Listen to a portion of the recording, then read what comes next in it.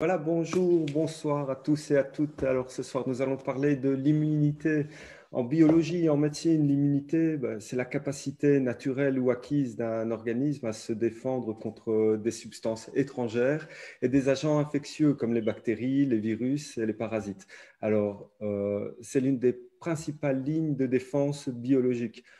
Dans la période actuelle, ce sujet a plus que jamais sa place à prendre dans nos interventions. Alors, bonsoir Amine, est-ce que tu peux nous dire ce qu'est l'immunité? Bonsoir Cédric et bonsoir tout le monde. Donc l'immunité effectivement est un sujet extrêmement important ces dernières semaines et ces derniers mois. Donc l'immunité, tout dépend de quel point de vue on aborde donc ce concept-là. Est-ce que on parle d'immunité au sens général du terme? Est-ce qu'on parle de l'immunité au sens strict du système immunitaire, donc les défenses de l'organisme qui sont représentées par le système immunitaire avec les différents types de globules blancs? Donc on va donner pour commencer, une définition générale de l'immunité, donc au sens des défenses qu'on a contre l'infection, contre les micro-organismes pathogènes. Donc l'immunité dans ce sens-là, c'est une interaction entre plusieurs paramètres. Donc on a des paramètres qui vont avoir un effet direct sur les défenses de l'organisme et on a d'autres paramètres qui vont avoir des effets indirects, c'est-à-dire en modulant ces paramètres directs. Donc les paramètres directs sont premièrement et bien entendu le système immunitaire. Ensuite, on a également les barrières naturelles. Donc les barrières naturelles, ça peut être par exemple la peau, ça peut être les muqueuses aussi. Donc quand on parle de muqueuses, on parle donc de l'intégrité de la barrière, notamment la barrière intestinale qui est extrêmement importante, et puis d'autres barrières également, la barrière au niveau pulmonaire, donc la barrière alvéolaire, on a aussi la barrière au niveau des gencives, entre les gencives et les dents, donc au niveau de la cavité buccale, et puis on a autant de barrières que de types de muqueuses. Et donc au niveau des muqueuses, ces muqueuses, leur, euh, lorsque leurs cellules, les cellules qui les composent, sont intactes, elles vont produire suffisamment de mucus. Et le mucus va justement jouer ce rôle d'empêcher, entre autres, hein, c'est l'un des moyens, en tout cas, d'empêcher, de faire barrière physique contre les micro-organismes pathogènes. Donc, on a d'un côté le système immunitaire, d'un autre côté donc les barrières, muqueuses, peau, etc.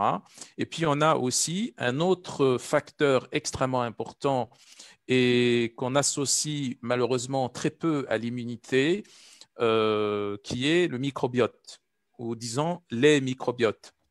Donc le microbiote principal, c'est le microbiote intestinal qu'on va retrouver au niveau de l'intestin grêle et du côlon. Donc c'est à peu près entre 90 à 95% de la totalité des microbiotes en termes de quantité de micro-organismes qu'il comporte.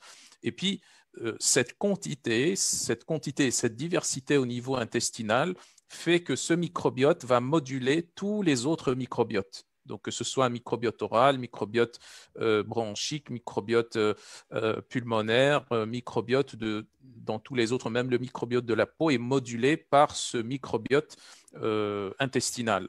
Et donc, on a cette interaction entre système immunitaire d'un côté, c'est-à-dire à l'intérieur de l'organisme. On a ensuite la barrière avec le mucus, si c'est une barrière maintenant une muqueuse. Okay. Et puis, on a à l'extérieur, juste à côté de la barrière, on a les microbiotes. Et donc, on a cette interaction entre ces trois paramètres qui vont réguler directement, de manière directe, les défenses de l'organisme et donc l'immunité en général. Après, on a aussi des paramètres indirects qui sont représentés par le système nerveux autonome, par les hormones, ce qu'on va appeler tout simplement le système neuro-endocrinien. On a aussi d'autres paramètres comme par exemple le fonctionnement de certains organes, comme comme le foie par exemple, comme aussi certains autres organes qui vont influencer le système immunitaire, comme l'os, la moelle osseuse rouge qui produit les globules blancs, le thymus aussi qui est responsable de la maturation de certains types de globules blancs, le fonctionnement de la thyroïde. Donc, on a tous ces paramètres qui vont moduler les 3 autres paramètres principaux qui sont le système immunitaire, la barrière et le microbiote. Et donc, je dirais que cette définition de l'immunité en tant que concept qui représente les défenses ou la totalité des moyens de défense de l'organisme devrait faire partie maintenant du langage de tous les professionnels de la santé et de sortir de cette vision de l'immunité intégrée uniquement dans le concept du système immunitaire en tant que globule blanc avec les différents organes qui sont autour. Donc là, on parle vraiment d'une vraie définition de l'immunité, système immunitaire, barrière et microbiote.